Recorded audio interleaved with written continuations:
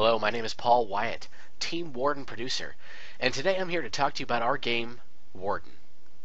Worden is set in a futuristic science fiction theme, and the story revolves around the EMS Worden. The Worden is an aging cargo ship carrying a load of prisoners to a maximum security prison. John Larimer, one of these prisoners, is accidentally woken from his cryostasis when the Worden collides with an uncharted asteroid. With the crew dead, John realizes his only chance for survival lies in the lone escape pod located in the captain's quarters at the front of the ship. Between him and the four sections are a multitude of security turrets, broken hull sections, and roving security drones. In Worden, we wanted to experiment with platforming, puzzles, and gravity. So in the design of the game, we took into account how a ship that normally doesn't experience gravity would be able to store objects and generally lay out its hull. You'll find often in Worden that the player will need to visit the different walls and ceiling of each deck section in order to move on. The concept of allowing us to rotate the ship to access multiple different areas gives us unique level building options. It also encourages the player to think in 3 dimensions, while simultaneously allowing us to take advantage of the cathedral effect. This encourages players to be more creative and increases their 3-dimensional spatial awareness.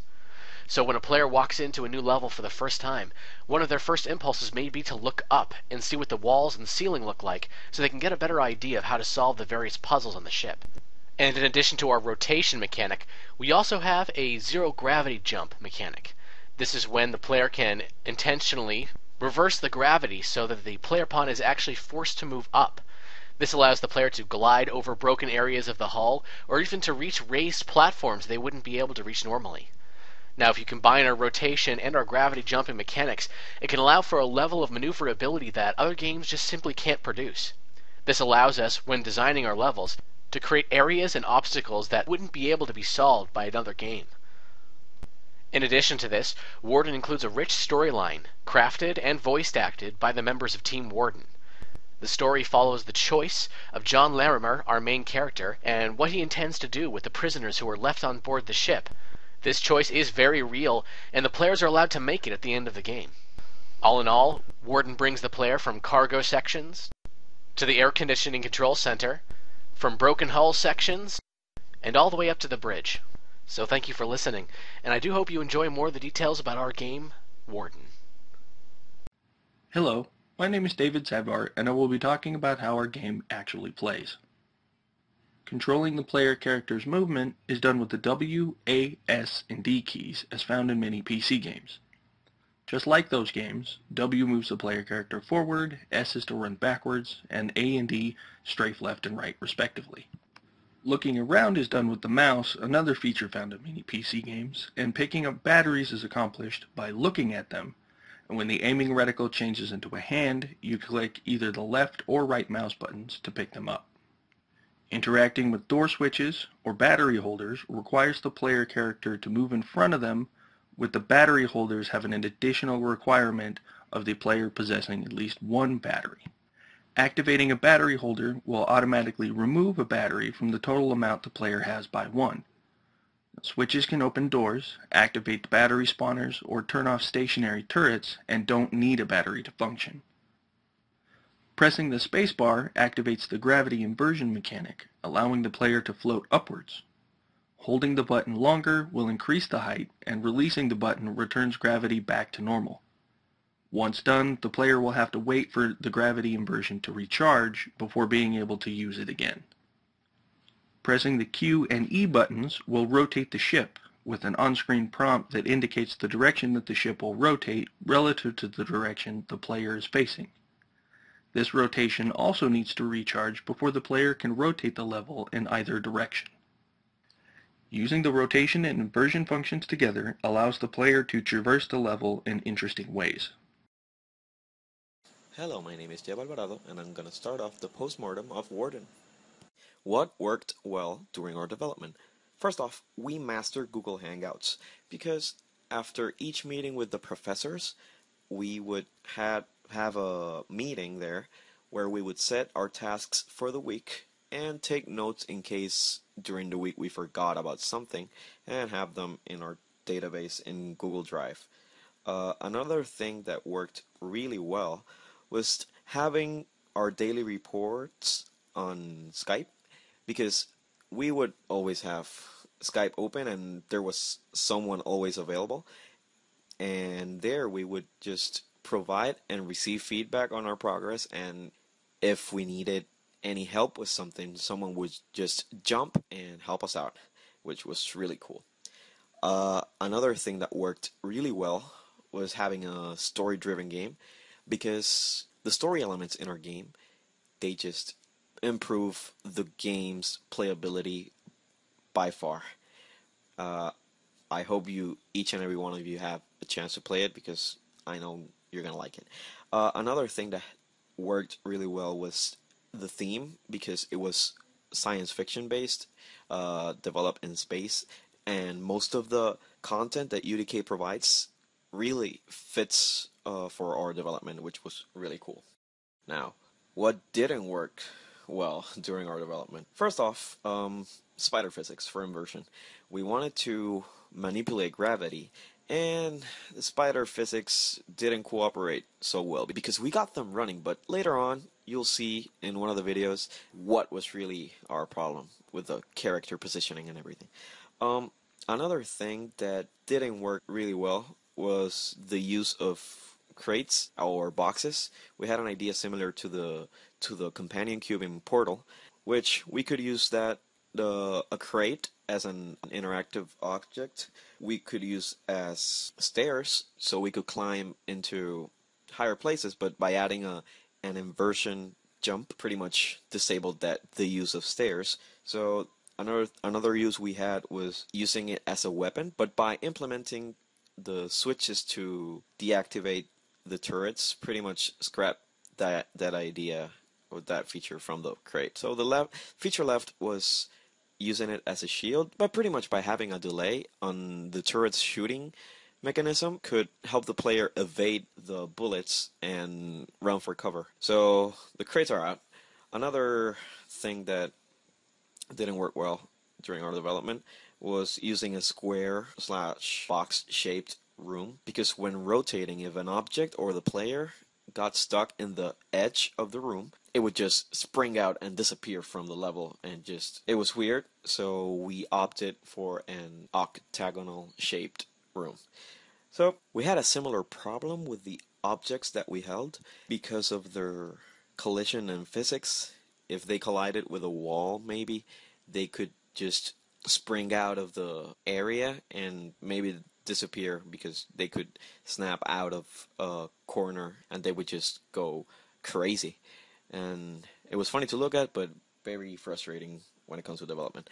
So we replaced that with a battery counter in the HUD. Later on you will be able to see it. Now, what we found most useful during the development was, first off, rotating the level instead of walking through the walls with the spider physics. As you can see, it runs very smooth, because by rotating one object, everything else in the level that was previously attached would rotate with it.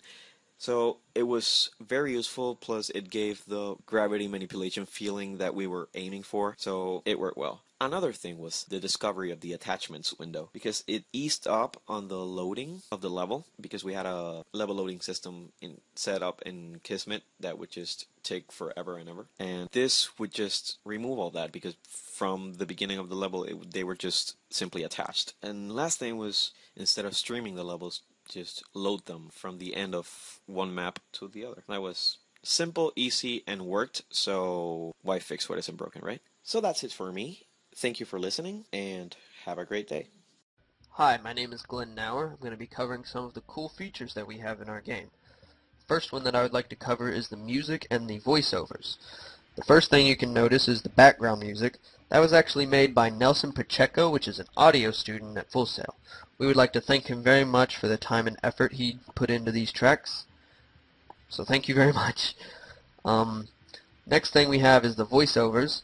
Everyone on the team actually has a part to play, and every level has much voiceover, and they all have subtitles, and it was a big task to do, and we are glad we got it in. One of the main reasons we are actually glad we got this is because our game is actually very story driven. So we thought the best way to portray that story was through voice and through communication.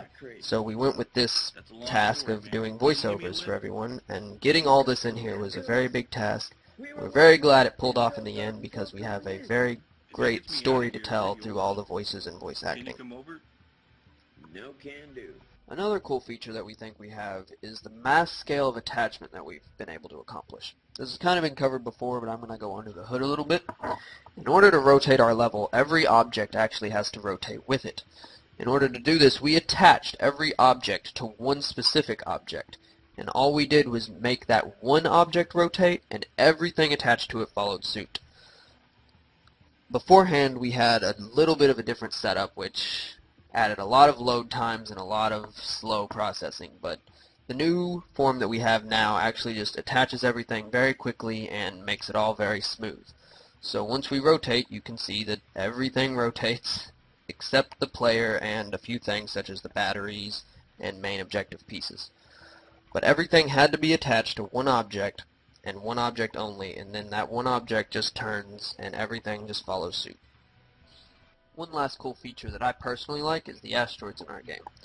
Every asteroid has its own unique rotation, therefore they all have their own unique natural movement. One really cool thing about this is that every asteroid's rotation is apart from the level rotation.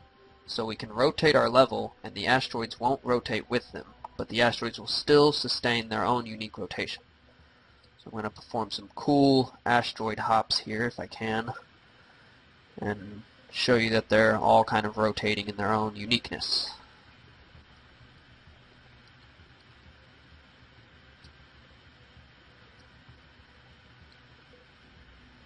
Oh dear.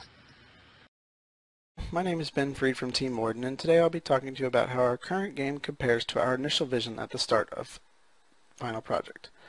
Our initial vision for the game was this tranquil shell collection game where the player would find themselves on a serene beach in the middle of some tropical islands. But that idea was shot down fairly quickly for being too easy to build, so instead we went with the concept of inversion.